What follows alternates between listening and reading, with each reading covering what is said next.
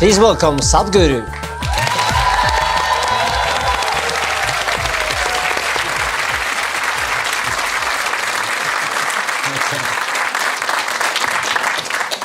Welcome to the show, Sadhguru.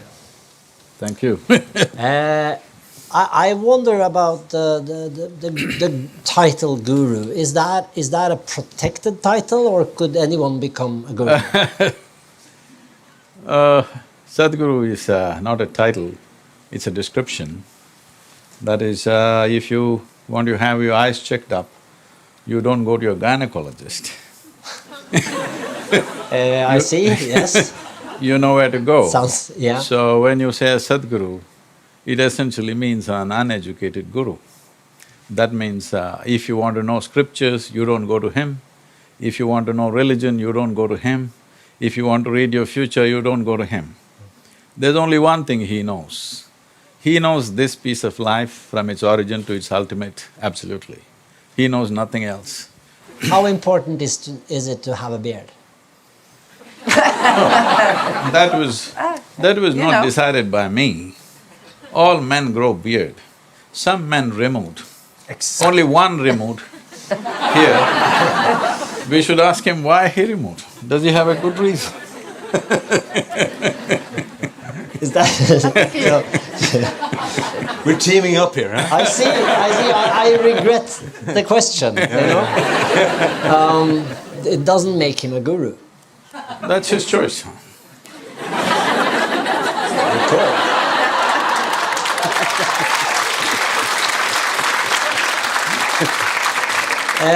I should start our conversation by talking about your father, because he passed away, so my condolences. What kind of inspiration was he for you? He was definitely a symbol of extreme sense of integrity. I don't know if it's because of him, but I think becoming a seeker of truth, integrity becomes of utmost significance in your life. So at a very early age, I tried to enhance my vision, enhance my hearing, trying to see and hear things which others do not hear normally and see. Essentially, what I realized was ignorance is a consequence that has come because most human beings ignore everything around them. It's a consequence of that. So I paid attention and paid attention. So here now, what are you paying attention to? What can you sense that I can't? See, this is… people are always thinking paying attention means something magical should be happening. But the most magical things are happening right now. We are sitting on a tiny mud ball called Earth. It's spinning in the middle of nowhere. Nowhere knows where this creation begins, where it ends. Here we are, sitting and talking like this. Isn't this a magical thing? And I'm paying attention. Even though I'm a microscopic speck in this universe, still I have an individual experience. I can see this as me and see this as her, see this as somebody else.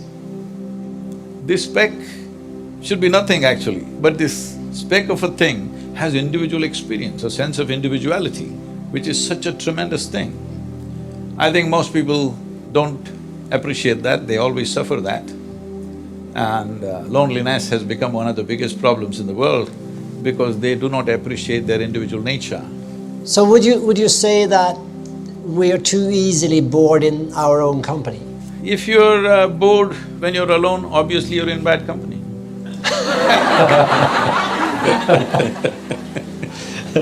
The fact that we are, as a species, are aware, and perhaps more aware than the animals, of our time as limited. We know that we're gonna get old, we know that we're gonna die someday. Really? Most people think other people die. But not ourselves. Yes, most people think other people die. They don't understand for every one of us time is ticking away right now as we sit here. What is ticking away is not the clock. What is ticking away is our life as we sit here. If we know this, we would have no time for doing any nonsense with ourselves. we would do what means absolutely most to us, not silly things. There's one thing everybody must do before they go to bed. For a few minutes, if they see their bed as their deathbed, just see that next 1 minute you're going to die. In these last 24 hours, have you lived this 24 hours the way you want it if this is the last moment? Every day if they do it, they will come to their senses, you know. Some people find comfort in religion. How about you? One must look at this, that the real thing is that you don't know where you came from and you don't know where you go. You can believe what you want. If there was no belief in the world, if there was no religion in the world, a whole lot of people probably would not know how to manage themselves. I would say it's a very inexpensive psychiatry. It's not a solution, but for that moment it settles them, which I feel is important, it does a certain part of the job. But those who are seeking to know life, to know the very nature of their existence, then belief is of no use, because belief means you're assuming something that you do not know. Seeking truth means you're unwilling to assume anything that you do not know. What are you thinking now? I was just thinking, you say that to believe it's not a solution, but what's the solution? If that is… do you understand what I mean? You're telling us that if you believe in something, that's not the solution. What's the solution? See, you know that in different parts of the world, people believe different things. In one part of the world, what they believe looks ridiculous to people in another part of the world. So belief is a consequence of social influence. It has no existential significance. Only what you perceive genuinely, that's all you know. Rest is all your imagination. But how do you actually sharpen your observations or your perception? This mechanism, the human mechanism, is the most sophisticated mechanism on the planet. Everything that ever happened to you, pain and pleasure, joy and misery, agony and ecstasy, even light and darkness is only happening within you. Physical pain is a natural phenomenon.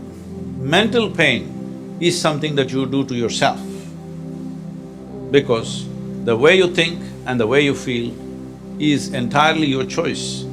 But what about So you think what you about can mourning? turn your feelings off, mental, if you're Why should you hurting? turn it off? But you say that you choose to feel sad or…